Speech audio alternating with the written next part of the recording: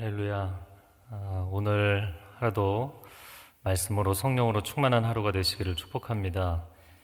예레미야 오늘 31장 마지막 부분인데요. 30장에서부터 33장까지 회복에 대한 메시지입니다.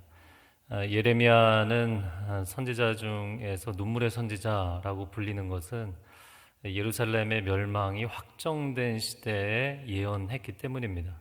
그리고 실제로 본인이 예언했던 그 예루살렘의 멸망을 자기 눈으로 확인했고 그 이후의 시대까지 예언을 했던 선지자입니다. 하나님의 회복에 대한 메시지를 이 한 주간 허락해 주신 것이 얼마나 감사한지 모르겠습니다. 그런데 그 하나님의 회복 가운데도 가장 백미에 해당하는 내용이 오늘 본문의 말씀입니다. 오늘 31절 말씀, 32절 말씀을 다시 한번 읽어보겠습니다. 여호와의 말이다. 내가 이스라엘의 집과 유다의 집과 새 언약을 맺을 날들이 오고 있다. 이 언약은 그들의 조상들의 손을 붙잡고 이집트 땅에서 나오게 하던 날 내가 그들의 조상과 맺은 언약과는 같지 않다.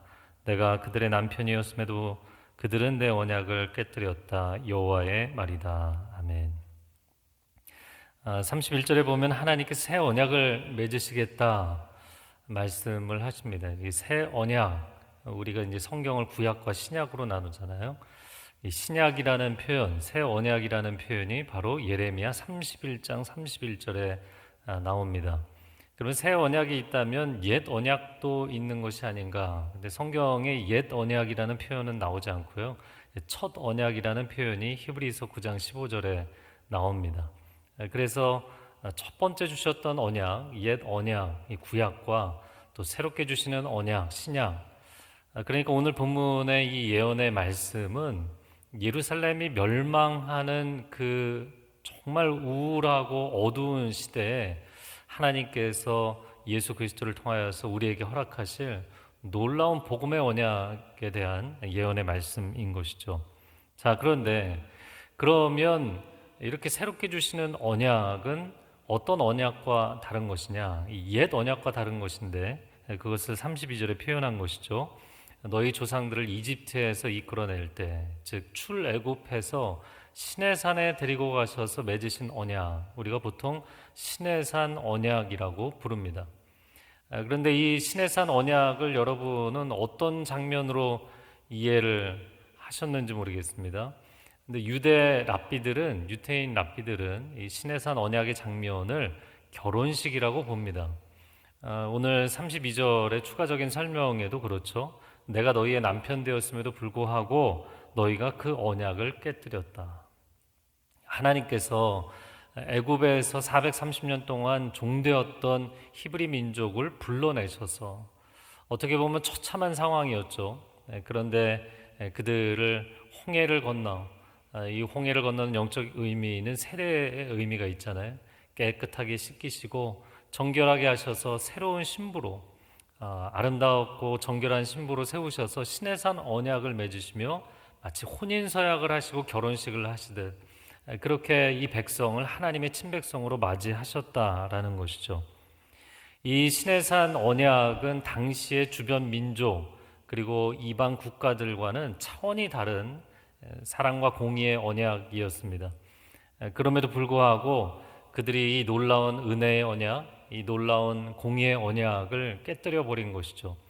그것이 너무 심각해져서 우상 숭배가 심각해지고 사회의 타락이 심각해져서 북이스라엘이 먼저 멸망했고 이제 남유다가 멸망을 앞두고 있는 상황입니다.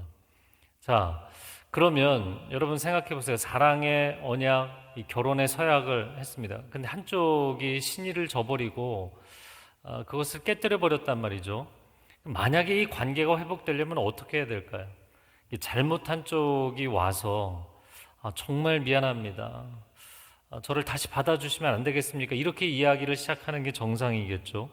근데 성경은 거꾸로 오히려 신실하신 하나님, 수백 년 동안 오랜 세월 동안 그들에게 변함없이 은혜를 베풀어 주시고 기다려 주시고 돌아오라고 말씀해 주셨던 그 하나님께서 오히려 야, 우리 다시 시작하자.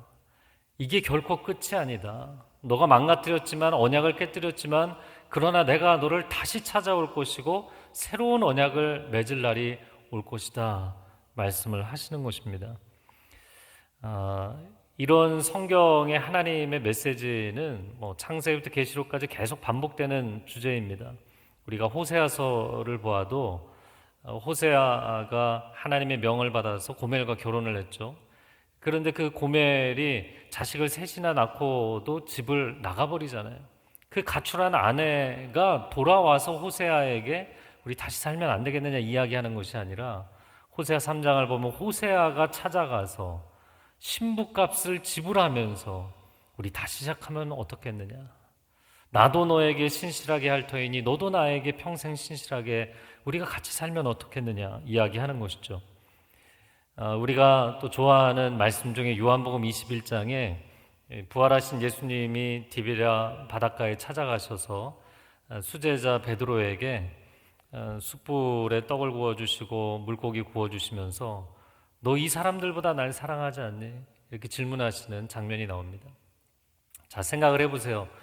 예수님 부활하셔서 다시 찾아오셨다고. 지금 베드로는 3번을 부인한 상태입니다. 사랑의 언약, 사랑의 맹세를 스스로 깨뜨린 사람이었어요. 그러면 그가 먼저 예수님에게 찾아와야 되지 않겠습니까? 근데 예수님이 찾아오셔서 너 나 사랑하지 않니? 이렇게 질문하시는 그 뉘앙스는 어떤 의미를 갖고 있나요? 난 너를 사랑한다. 난 너를 여전히 사랑하고 있다. 너도 나를 사랑하지 않느냐? 나는 너를 포기할 수 없다. 우리 다시 이 사랑의 서약을 맺자라고 말씀하시는 것이죠. 이것이 우리를 향한 하나님의 놀라운 사랑의 마음입니다. 자, 그러면 이렇게 하나님께서 맺으실 새 언약은 어떤 언약인가? 그것을 33절부터 정말 가슴 벅차게 설명을 해주고 계십니다. 그 언약은 33절 하반절에 보면 내 율법을 그들의 생각 속에 주고 그들의 마음에 기록할 것이다. 할렐루야. 여러분, 율법은 파피루스, 양피지에 기록을 했잖아요. 그 당시에 종이라고 이야기할 수 있죠. 그런데 옛 언약은 지면에 기록을 했다면 새 언약은 너희의 내면에 기록할 것이다. 약속의 땅에 들어갈 때 에발산에 큰 돌을 세우고 거기에 석회칠을 하고 그리고 거기에 하나님의 말씀을 새겼었잖아요. 근데 내가 너희에게 줄 새 언약은 석비에 새기는 것이 아니라 너희의 신비에 새기는 말씀이 될 것이다. 우리의 실생활로 생각해 본다면 이런 것입니다. 여러분, 운전을 하고 갈 때 운전하시는 분들 많잖아요. 근데 운전하고 갈 때 교통신호가 바뀐다든지 표지판이 나왔는데 저게 무슨 뜻이지? 그 신호나 표지판 나올 때마다 운전 매뉴얼을 뒤적거리는 거 아니잖아요.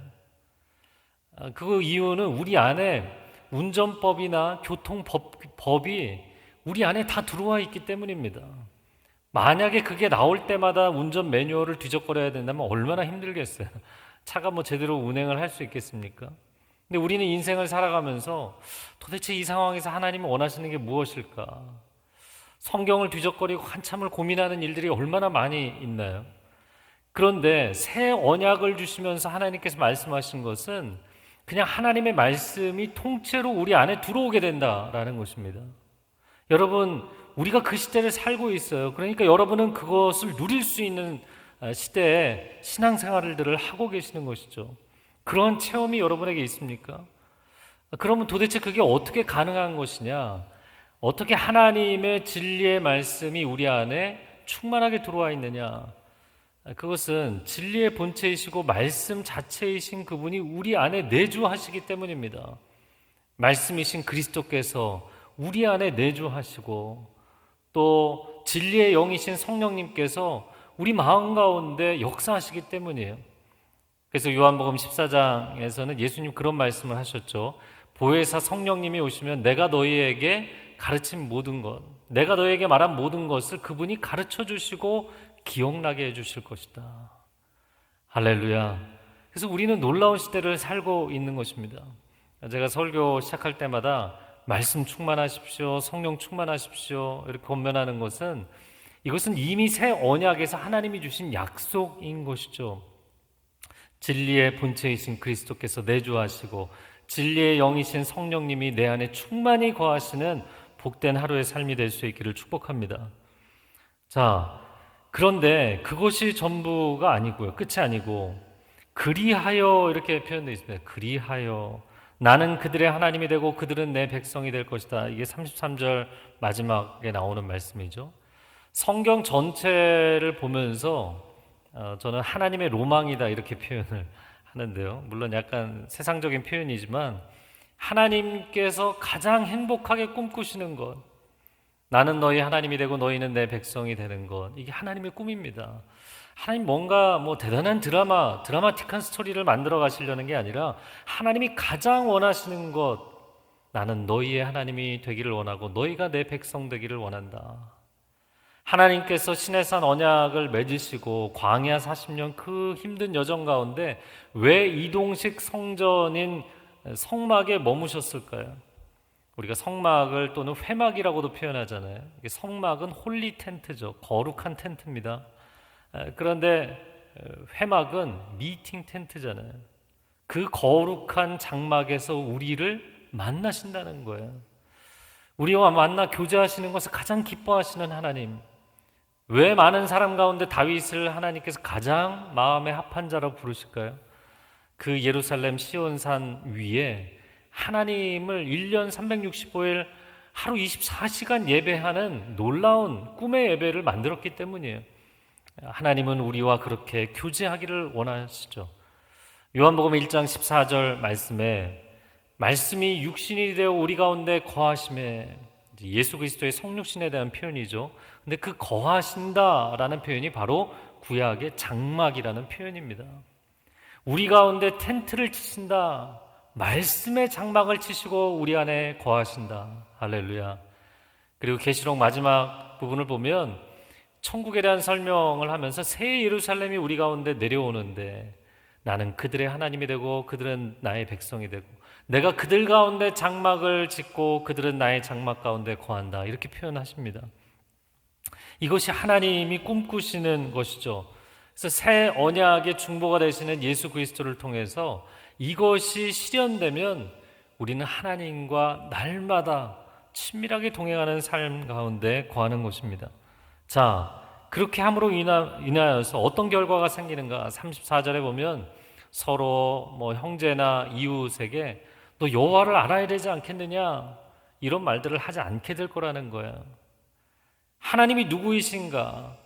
하나님이 무엇을 기뻐하시는가? 하나님의 진리의 길, 선악의 길은 어디에 있는가? 이런 것을 굳이 서로에게 얘기할 필요가 없다는 거예요. 여러분 저를 한번 따라해 보시겠어요? 성경은 계시의 책입니다. 계시의 책입니다. 네, 성경은 계시의 책이에요. 계시라는 것은 인간이 알 수 없는 것을 하나님이 신적인 차원에서 열어서 보여주시는 것이죠. 그러니까 마지막 계시록뿐만 아니라 66권이 다 계시입니다. 근데 그 계시의 핵심이 무엇인가? 우리 인생의 미래를 알려주시는 것도 물론 미래적 예언도 중요한 계시이고요. 또 천상의 비밀을 알려주시고 영계의 비밀을 알려주시고 이런 것도 중요한 계시지만 가장 중요한 계시는 하나님을 아는 지식입니다. 왜 이 말씀을 주셨는가? 하나님이 내가 누구인지를 너희가 알았으면 좋겠다. 하나님을 피하라는 책, 하나님을 알려주시는 책이 성경인 것이죠. 그래서 구약은 성부 하나님이 누구이신지, 신약은 성자 그리스도께서 누구이신지를 알려주는 책입니다. 그럼 성령님은 어떤 역할을 하시는가? 그 하나님, 성자 그리스도 우리 가운데 감동으로 그분이 누구이신지를 깨우쳐 주시는 역할을 해주시죠. 이렇게 삼위일체 하나님이 누구이신지를 우리에게 감동시켜 주시는 거예요. 저는 이 코로나 시기에 하루 종일 앉아서 성경만 주경야독하고 있습니다. 성경 통독에 관한 책을 쓰고 있는데요. 남녀노소 누구나 너 여호와를 알아야 되지 않겠느냐 이런 얘기를 할 필요 없이 그냥 이 성경을 읽으면 하나님이 누구이신지 알게 되고 이제는 그리스도를 통하여 성령님을 통하여 그 말씀의 진리가 통째로 내 안에 들어오는 삶, 이 놀라운 은혜를 우리가 체험하는 시대에 살고 있다는 거예요. 신명기 30장에 하나님의 말씀은 먼 것도 아니고 하나님의 말씀은 어려운 것도 아니다. 하늘 위에 있는 것도 아니고 바다 밖에 있는 것도 아니다. 여러분, 이 하나님의 말씀이 얼마나 가까운지 우리 입술에 있고 우리 마음에 있다. 이렇게 신명기에 말씀하고 있어요. 여러분, 알 수 없는 외국어로 써 있지 않고 신비 언어로 써 있지 않습니다. 이 말씀을 어떻게 찾느냐? 외딴 섬에 숨겨져 있는 비밀 문서가 아닙니다. 놀라운 말씀을 우리에게 허락하셨는데 그 신의 언어가 인간의 언어로 왔다는 것이죠. 우리가 충분히 이해할 수 있는 언어. 근데 이제는 이해할 수 있을 뿐만 아니라 하나님이 그 말씀을 우리의 신비에 새겨주시는, 예수 그리스도를 통하여 성령의 역사하심을 통하여 우리 마음에 새겨주신다는 거예요. 내가 이 약속을 반드시 지킬 것이다, 반드시 지키신다는 하나님의 증거, 하나님의 그 보증을 어떻게 표현했냐면 두 가지로 말씀하셨는데, 하나는 35절부터 나오는 해와 달과 별을 만드시고 바다에 파도를 치게 하시는 분, 이 자연을 창조하시고 자연을 운행하시는 창조주요, 역사와 자연의 주관자 되시는 하나님, 이 세상의 법칙이 계속되는 한 반드시 이 일이 이루어질 것이다. 또 37절에 보면 하늘을 측량할 수 있느냐, 땅의 기초를 너희가 조사할 수 있느냐. 마치 욥기 38장에 40장의 하나님의 음성 같은데요. 인간이 하나님의 섭리를 다 이해할 수 없다는 거죠. 그렇기 때문에 너희가 이해할 수 없는 한, 당연히 이해할 수 없는 것이죠. 그 하나님의 주권적 영역 안에서 하나님이 일들을 이루실 것이라는 거예요. 38절에 하나님의 탑으로부터 모퉁이 문까지 재건될 날이 오고 있다. 저희가 요즘 오늘의 교회에서는 매 주일 느헤미야서를 보고 있잖아요. 지난 주일날 바로 어제 이 말씀을 저희가 읽은 것입니다. 성벽이 무너지고 140년 만에 세워진 것이죠. 그래서 예언은 이사야서도 그렇지만 예레미야서도 예언은 이중적일 때가 많습니다. 물론 삼중적일 때도 있고요. 140년 뒤에 세워질 예루살렘을 말씀하시는 가까운 미래에 대한 예언일 뿐만 아니라 먼 미래로는 신약을 주시는 새 언약의 중보자로 그리스도께서 오시고 우리가 완전히 놀라운 은혜의 시대를 살게 되는 바로 하나님의 마지막 언약의 완성의 시대에 대한 예언이기도 한 것이죠. 여러분, 우리가 오늘 목사님 기도해 주셨지만 코로나19 이 어려운 상황 가운데 있습니다. 그러나 과연 우리가 이 가운데 있는 것일까요? 여러분, 영적인 포지셔닝을 잘 하셔야 됩니다. 우리는 어떤 상황에서도 하나님의 은혜의 장중 안에 있는 줄로 믿습니다. 사도 바울은 에베소서에서 놀라운 하늘과 땅의 모든 것이 그리스도 안에서 통일되는 환상을 보았잖아요. 나는 감옥 안에 있는 것이 아니라 하나님 안에 있는 것이고 하나님의 신비한 능력과 은혜의 임재 가운데 있는 것이다. 이게 사도 바울의 고백이었죠. 지금 예레미야 31장을 보십시오. 예레미야 우리가 여기까지 오는 동안 얼마나 우울한 예언만 계속했습니까? 눈물의 선지자, 아침부터 저녁까지 종일 눈물을 흘리는 선지자였음에도 불구하고 놀라운 하나님의 거룩한 환상 가운데 거하고 하나님의 소망 가운데 거하는 것이 예레미야였습니다. 여러분, 절대로 어떠한 어려운 상황 가운데도 낙망하거나 포기하지 마십시오. 우리는 하나님의 이 은혜의 언약을 붙잡고 그 안에서 승리하는 인생이 되어야 될 줄로 믿습니다. 이 시간 함께 기도하겠습니다. 기도할 때 하나님, 내가 주어진 이 객관적 환경 안에 머무는 인생이 아니라 하나님의 언약과 하나님의 은혜의 장중에 거하는 인생 되게 하여 주시옵소서. 어떠한 세상의 장벽도 어려움도 하나님의 사람들을 무너뜨리지 못하는, 하나님의 역사하심이 계속되는 동안은 이 하나님의 은혜의 언약은 깨지지 않는다고 말씀하셨습니다. 반드시 이루어진다 말씀하셨습니다. 하나님의 백성들을 붙잡아 주옵소서. 주여 한번 외치고 기도하겠습니다.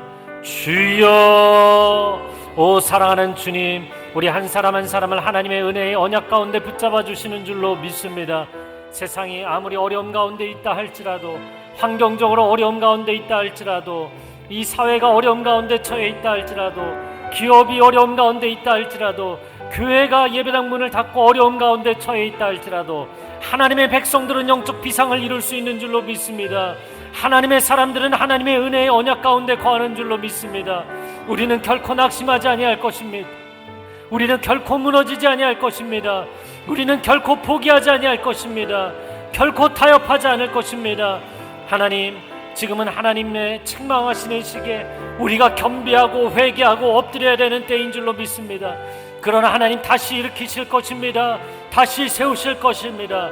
하나님, 예루살렘 성벽을 느헤미야를 통해서 재건하신 것처럼 우리 인생이 무너진 성벽을 재건하실 것입니다.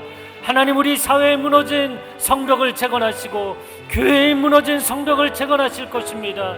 하나님의 역사하심을 기대하게 하여 주옵소서. 하나님, 반드시 이 언약을 이루실 것입니다. 그 언약 가운데 거하는 삶이 되게 하여 주옵소서. 오 하나님, 우리가 은혜의 시대에 살고 있지 않습니까?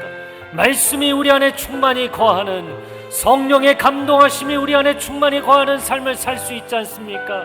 어찌하여 영적인 어둠 가운데 살고 있습니까? 어찌하여 앞이 보이지 않는다고 이야기를 합니까? 어찌하여 나의 미래는 암담하다고 우리가 기도하겠습니까? 그렇지 않습니다. 하나님의 이 사랑의 말씀, 은혜의 언약의 말씀이 우리 안에 충만하오니 하나님, 우리의 미래는 두렵지 아니하며 하나님, 우리를 향한 하나님의 생각은 재앙이 아니라 우리에게 평강을 주시고자 하는 하나님의 놀라운 은혜의 계획인 줄로 믿습니다. 강하고 담대할지어다. 하나님의 자녀들이여 강하고 담대할지어다. 이 어려운 시기에 하나님 앞에 엎드려 기도하고 각 처소에서 기도하는 사람들마다 하나님의 음성을 듣게 하여 주옵소서. 말씀을 읽을 때 종이에 기록된 말씀이 아니라 내 마음에 기록된 말씀으로 들려지는 역사 있게 하여 주옵소서. 우리의 심령 가운데 하나님의 음성이 뇌성과 같이 강력하게 울려 퍼지는 역사가 있게 하여 주시옵소서. 성령 하나님, 감사합니다. 우리 가운데 감동하심으로 하나님의 말씀을 깨우쳐 주실 뿐만 아니라 나의 생명의 구주 예수 그리스도의 내주하심으로 우리의 삶 가운데 진리의 기초가 견고하게 하시니 감사합니다. 성부 하나님 아버지, 우리 가운데 이 언약을 결코 깨뜨리지 아니하시겠다고, 우리가 때로는 하나님을 걱정하고 하나님께서 변심하시지 않을까 두려워하지만 상황은 변하고 환경은 변하고 이 시대의 어려움들, 때로는 좋은 시절과 어려운 시절들이 오고 간다 할지라도 우리에게 사랑의 언약을 맺으신 그 하나님의 신실하심은 영원토록 변하지 않는 줄로 믿습니다. 그것이 하나님의 말씀의 약속인 줄로 믿사오니 오늘 이 약속을 붙잡고 살아가는 사람들마다 강하고 담대하게 하여 주옵소서. 이 한 주간 예레미야서를 통하여 회복의 말씀을 주실 때 우리의 심령에 놀라운 회복과 부흥이 일어나는 축복이 있게 하여 주옵소서. 이제는 우리 주 예수 그리스도의 은혜와 하나님 아버지의 극진하신 사랑과 성령의 교통하심이 오늘 새 언약의 놀라운 은혜를 마음 가운데 품고 담대하게 세상 가운데 나아가고자 하는 귀한 하나님의 백성들 위해, 소중한 가정과 자녀들과 일터 위에, 한국교회 위에, 땅끝에서 주의 복음 증거하는 선교사님들 위해 이제로부터 영원토록 함께하여 주시기를 간절히 축원하옵나이다. 아멘.